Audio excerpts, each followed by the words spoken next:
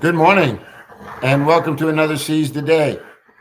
If you hear any weird back noises in the background, it's my son's little dog, Roger, who has been staying with us for the past couple of days because they had their little baby, and the baby's born, and it's called Ari Janet Boria. For reasons that I have no idea, they want to wait till we post pictures, and I guess it's so that they can get her all dressed up in her fancy outfit. But I'm just trying to respect his wishes. So as much as it pains me, I want to show everybody these pictures, but I just don't. I don't have the green light yet. So go figure. But anyway, Ari Janet Boria, she's came into the world, cutest little thing. Got the chance to hold her the other day. Um, I uh, Kyla went into labor on Wednesday, but it wasn't until Thursday that about 3:30 in the morning that she delivered. So we were up pretty much all night just waiting to hear this news. And when it finally came, we were just exhausted. So apologize for putting off our season day for a couple of days, but it was for a good reason. Had this little baby, and now the world is just going to change uh, with her being so nearby and us getting to be a part of this little one's life. So um, just waiting to get the okay to show some pictures, and then I'll be a little obnoxious like a grandpa probably. So trust you guys are waking up feeling refreshed and ready to start a new day. Fall is definitely in the air. Had my motorcycle out yesterday as I went to our Thursday night service, and was in the low 50s. So a little chilly out there, but not quite enough to get me to stop riding yet. But for those of you who are turning in this morning, we are in a study on the book of Deuteronomy.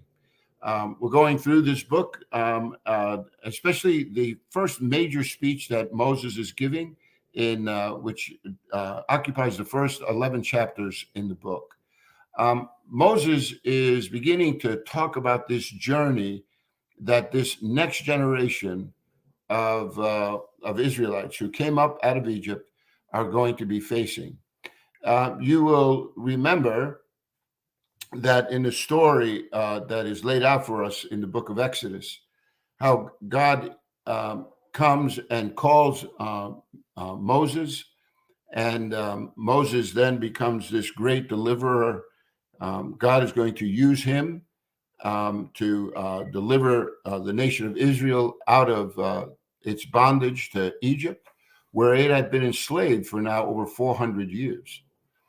They are called out, and as they are called out, they are brought down to Mount Sinai, which in the book of Deuteronomy is also called Horeb.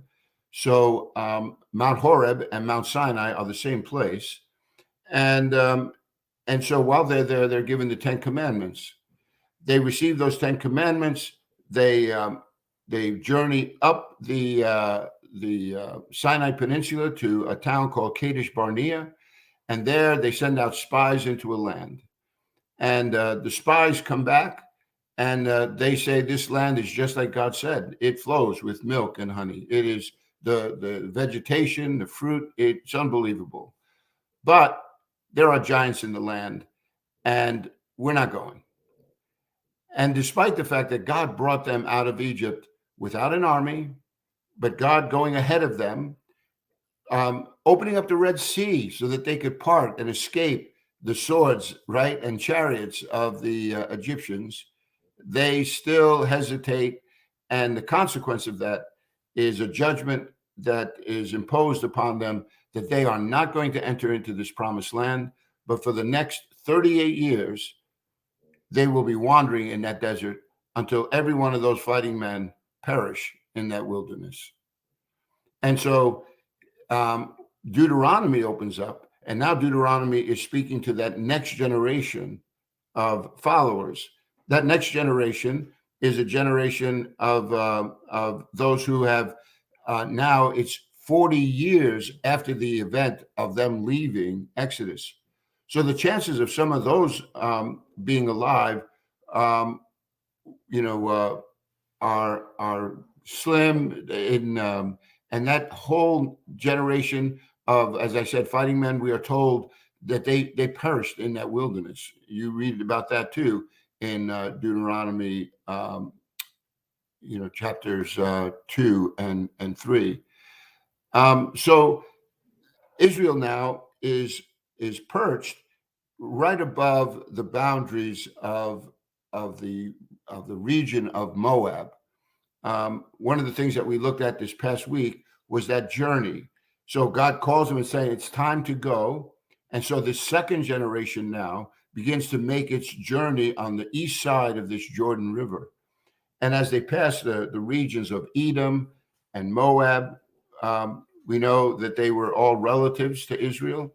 They get up into the Amorite country, and there we read about the battles that took place between the king, Shihon, and one of the Amorite kings, and the king of Bashan named Og. And so those two kings fall. And in the midst of that, we come to a very interesting passage. The passage that we're looking at in particular is a passage that speaks about Moses sharing with the Israelites that he is not going into this land.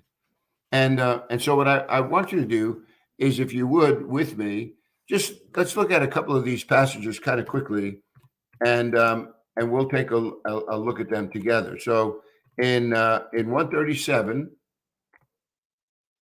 here we have, let me just pull it up on my screen. So book of Deuteronomy, and we look at verse 37.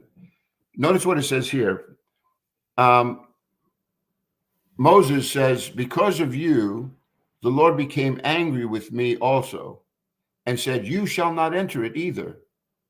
But your assistant, Joshua, son of Nun, will enter it. Encourage him, because he will lead Israel to inherit this promised land. And says, and so here in this passage, there is this rebellion that is shown by that first generation, right? Those spies that were sent into the land. God judges them, saying that they will not go into the land, that they in fact will never settle into this promised land. They are going to die out here in their wanderings. But then it says that Moses adds that because of you, the Lord became angry with me, and so I'm not entering it. That's a weird text, isn't it? But look again then at verses chapter 3, and look at verses 20. Here, let me look at verse 21. It says, at that time I commanded Joshua, you have seen with your own eyes all that the Lord your God has done to these two kings. The Lord will do the same to all the kingdoms over there where you are going. Do not be afraid of them. The Lord your God himself will fight for you. So here's Moses giving this second generation encouragement, trying to inspire them that God is on their side, that the giving of this land is more about God going before them, and they can trust him. And just as they have defeated two of the giants that were in the land, remember Og, King Og, if you are following along with our story, you realize that they took his bed and they brought it to the land of Ammon. But that bed was 13 feet long and 6 feet wide. That's a pretty big bed. And so it refers to these Amorites here now as being part of the giants in the land. What their forefathers did not do, right? This second generation has now taken on two of these mighty kings, and they walked away victorious. So here Moses is telling them, hey, don't be afraid. God is going to fight for you, right? And then look what he says in verse 23. He says, at that time, I pleaded with the Lord, oh, sovereign Lord, You have begun to show to your servant your greatness and your strong hand. For what God is there in heaven or on earth who can do the deeds and mighty works that you do? Let me go over and see the good land beyond the Jordan, that fine hill country and Lebanon. But because of you, the Lord was angry with me and would not listen to me. That is enough, the Lord said. Do not speak to me any more about this matter. And then he tells him to go up to the top of Pisgah. And Pisgah was one of the mountain heights on Mount Nebo. I'll show you a map of this next week, because we're going to pick it up from this story and take a look at at chapter 4. But it's enough to know, if you remember where the Dead Sea is, it is on the east side of the Jordan River, near the top of the Dead Sea, the northern part of the Dead Sea. And Mount Nebo is off to the east of that. And so this is where they are. And this is where, from this vantage point, you could look out and you can see all the way, you could see all through Israel. And so God took him up to Mount Pisgah so that he could look west and north and south and east, look at the land with your own eyes, since you are not going to cross this Jordan. But commission Joshua and encourage him and strengthen him, for he will lead this people across and will cause them to inherit the land that you will see. And so we stayed in the valley near Beth Peor. And that's where we find them now waiting. So the journey has taken them so far now to where they have journeyed all the way up the east side of that Jordan River and have taken the land of the 2 kings of the Amorites.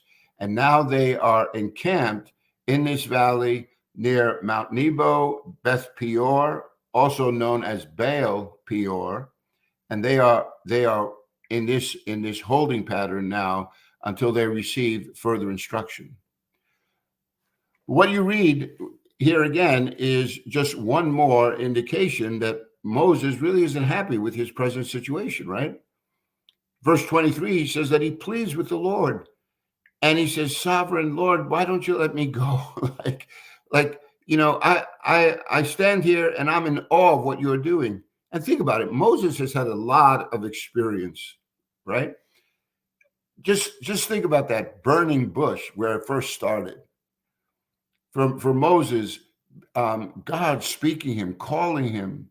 Moses knew what it was to be afraid. Moses didn't want to go. Remember, his response was, Lord, I can't do this. You got to send somebody else. And despite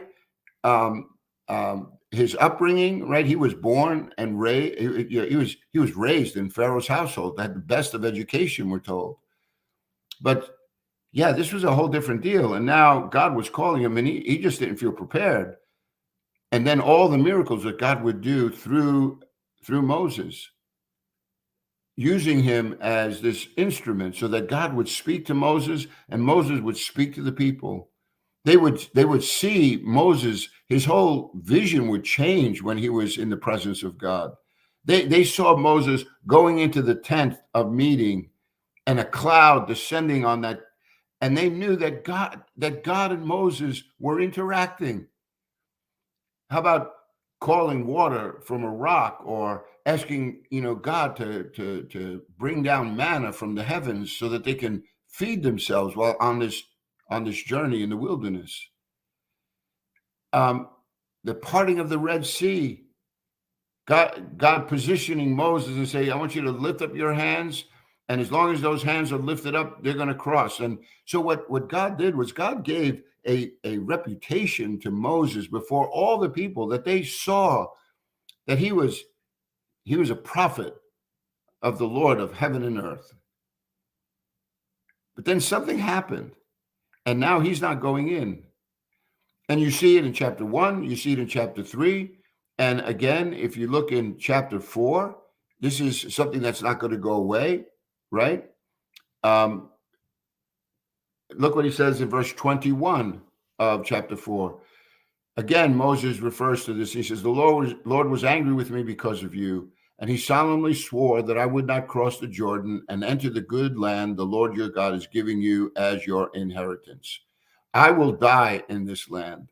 I will not cross the Jordan, but you are to cross over and take possession of that good land. Be careful not to forget the covenant of the Lord your God that he made with you. See, this is a passage now that is again reiterating that Moses is not going, that God is not changing his mind.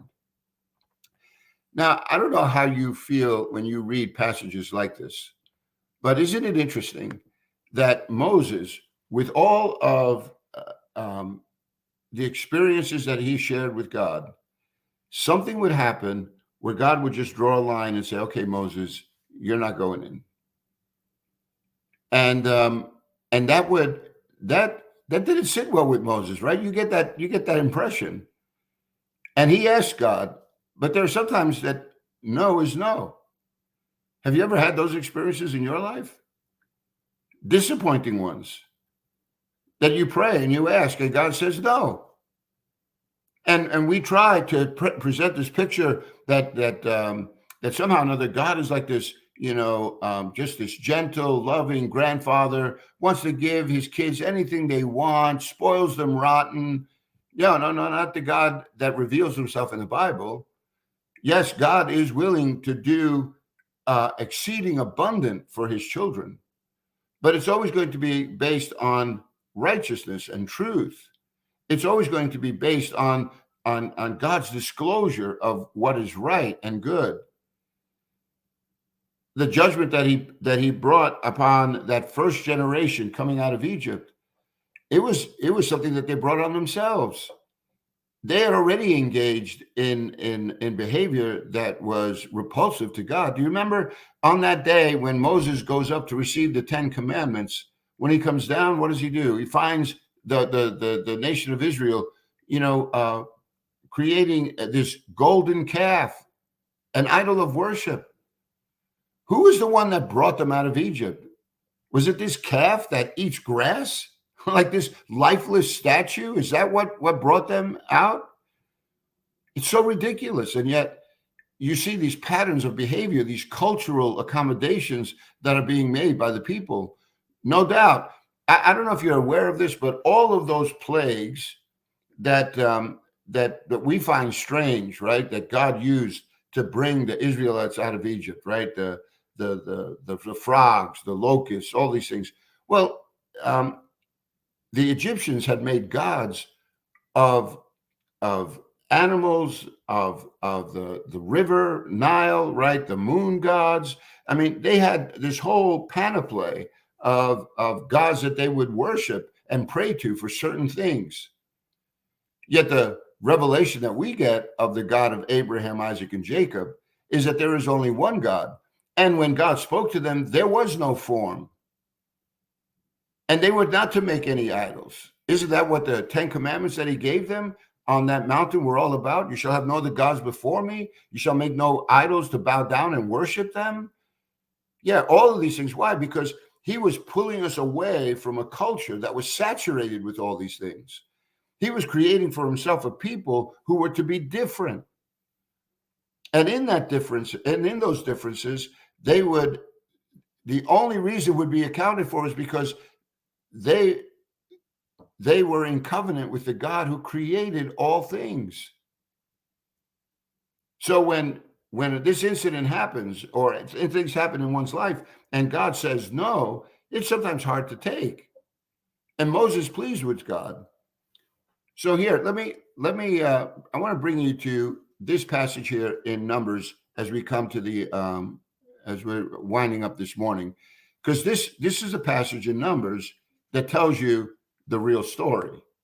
So this real story is found here in the book of Numbers and chapter 20. And so I want you to look at this passage, and this is going to explain why Moses is not getting into that promised land. So we read here, it says, in the first month, the whole Israelite community arrived at the desert of Zin, and they stayed at Kadesh, right? That's Kadesh Barnea. That's where they were camped. It took 11 days to go from Mount Horeb, right, Mount Sinai, all the way up to Kadesh. 11 days, and while they're there, that's where the spies go out into the land. But it was at Kadesh that Miriam, Moses' sister, dies, and she's buried. But notice here in verse 2, it says, now there was no water for the community, and the people gathered in opposition to Moses and Aaron. They quarreled with Moses and said, if only we had died when our brothers fell dead before the Lord. Why did you bring the Lord's community into this desert, that we and our livestock should die here? Why did you bring us up out of Egypt to this terrible place? It has no grain or figs, grapevines or pomegranates, and there is no water to drink. Well, it seems like they're a bunch of unhappy campers, and they're blaming everything on Moses. But is it really Moses' fault here? It was their disobedience that caused them to be wandering in that desert. So instead of being introspective and recognizing that their own rebellion is the result of their present circumstance, they find a scapegoat in Moses and Aaron. And not only that, notice that they begin to put all kinds of awful assumptions on the character of God. They're saying, why did you bring us to this terrible place, right? As if that was God's idea.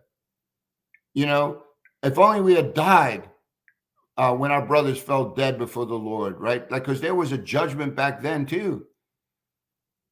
And now they're saying, no, this has been a complete waste of time. Why did you do this? But it wasn't Moses, it wasn't Aaron, it was their own disobedience. I wonder sometimes too how in one's life we can blame God for all kinds of circumstances that we find in the world, but it's really the heart of man that has brought this about. Who's the one that is doing the hating and the killing and the jealousy and the envies? Who is the God who are the people who are coveting and stealing, committing all kinds of immorality, completely going in rebellion against the ways that God has been declaring as being good? No, we want to redefine good. We want to redefine evil. There's a great passage that's found in the book of Romans that it says that we are to let your love be without hypocrisy. Hate what is evil, cling to what is good. And I think of that passage sometimes when I look out at our culture, because there's a whole lot of hypocrisy and people are hating what God loves and love what God hates. It's the complete opposite. And so it was for these people here. So this is a situation that Moses finds himself in now. There's no water out there. It's not the promised land that God promised, but here they are. And so what does Moses do? Look at verse 6. Moses and Aaron went from the assembly to the entrance to the tent of meeting and fell face down, and the glory of the Lord appeared to them. Again, God is conversing with Moses. And the Lord then says to Moses, take the staff, and you and your brother Aaron gather the assembly together. Speak to that rock before their eyes, and it will pour out its water. You will bring water out of the rock for the community so they and their livestock can drink. So God hears their cry, and despite their rebellion and their arrogance, God demonstrates grace. I often think about things like that because it's the only check in my spirit. Otherwise, my anger might get the best of me. My sense of justice might rule the day. And meanwhile, God is showing grace, giving people opportunity. They still didn't get into the promised land, though, right? There still was this judgment that because of their disobedience, they were not getting in. But God still is providing for them. It's just that they're not going to experience the land. And part of this is because that next generation needs to see that when God says something, he means it. When God gives his word, there is no turning back. And so consequently, that lesson is going to be heard loud and clear by that next generation. But for this one, they're experiencing the pain of that judgment. But now God gives them grace, gives them water. But look what happens. He tells them, speak to the rock and we'll bring out water, and I will bring water. So Moses takes the staff from the Lord's presence, just as he commanded. He and Aaron gathered the assembly together in front of the rock, and Moses said to them, listen, you rebels, must we bring you water out of this rock? Okay, hit that pause button here. What's the attitude of Moses here now? I think Moses is rather upset, don't you think? Calling the people rebels, and they are in rebellion, but Moses is not in a good space here, right? Chances are he doesn't want to only hit the rock, he probably wants to hit them. But he stands there. God says, I want you to speak to this rock, and I will bring out, and it will pour out its water, right? And so Moses is supposed to go and do what God told him to do. But notice in verse 11, Moses raised his arm and struck the rock twice with his staff. The water gushed out, and the community and their livestock drank. Well, what's the big deal here? Well, there's a couple of things. First, when you look at verse 10, Moses responds here that we bring you water out of this rock. Who's the we, Kimosabi? It was God who was doing this. And fast forward this, if people thought that Moses was responsible for all of these miracles, then wouldn't the temptation then be to follow after Moses? They would have a wrong opinion about Moses. They would think that he is the hero of the day, right? He is the great redeemer and deliverer. But this was all about them coming into a relationship with God, who is the one who is able to deliver them. This was to be this lesson that this whole journey was all about, getting them to see that it's the Lord, the God of heaven and earth, who, when he makes a covenant with his people, will keep it, for generations. But Moses, in his anger, he strikes the rock twice and calls out that we will bring you this water. And look at verse 12. But the Lord said to Moses and Aaron, because you did not trust in me enough to honor me as holy in the sight of the Israelites, you will not bring this community into the land I gave them. And so it goes on. It says these were the waters of Meribah. Meribah means quarreling, where the Israelites quarreled with the Lord and where he showed himself holy among them. Moses put God in a bad light. He wasn't obedient to what God had asked him to do. Now, just to be clear, this whole story, you might think, wow, man, that's a big deal. But the ramifications of that could also be a big deal. People begin to put their trust in Moses, not in God. They begin to think that maybe Moses is the one that they should be bowing down to and making idols to. Isn't that what happened in the pharaohs of Egypt? Isn't that what happens to the emperors of Rome? Come on, there's multiple dictators in the world that all of a sudden people attribute to them all this great power, and they show them their loyalty, and all kinds of inhumanity is brought because of that. It started someplace, and God is saying, you did not treat me as holy before these people. You went beyond what my word was to you. And so, Moses, you're not going to take these people in. And so what we read, though, is Moses going back over and over saying, look, can we just do a do-over here? And for a reason that God claims, right? He says Joshua is going to be the one that's going to bring him in. Well, Joshua was a younger man. There's a lot of battles to be fought. Maybe God was doing Moses a favor. At this juncture, Moses is well over 100, right? And so he brings in Joshua. He does give Moses the opportunity to see the land. And can I end with this? Remember when Jesus is on the mountain of transfiguration and he's transfigured before his disciples? Who appears to him? You got the prophet Elijah and you have Moses. So while Moses didn't get into that land, Moses, we find him in the kingdom of heaven. So he just wasn't able to go, and that particular promise was not fulfilled. God loved Moses, but he had to make a point. God is holy. He's not just the man upstairs. It's not a casual relationship. It's one in which we need to recognize that he is set apart, that his word needs to be, heeded. And like this whole series, what is the lesson over and over again is that we have to turn up the volume on God's voice. Moses didn't do that in that day, and it cost him. He didn't go in. He got to see the land, but he didn't enter it.